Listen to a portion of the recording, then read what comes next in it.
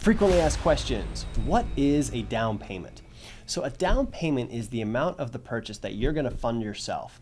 Hypothetically speaking, if you were buying a $200,000 condo and you were going to pay cash for all of it, your down payment would be 100%. Your math is blowing my mind. What if you were doing 10% down? How much would that be? That would be, well, for a $200,000 condo, about 20 grand.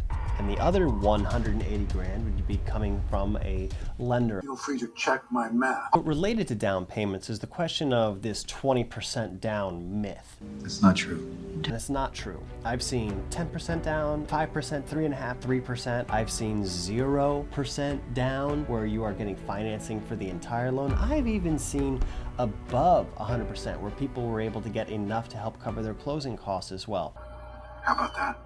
It's possible depending upon the particulars of your situation, so please check with me and I will help point you in the right direction. Thanks so much for watching. Please remember to like, subscribe, comment, support us through those algorithms, and thank you so much.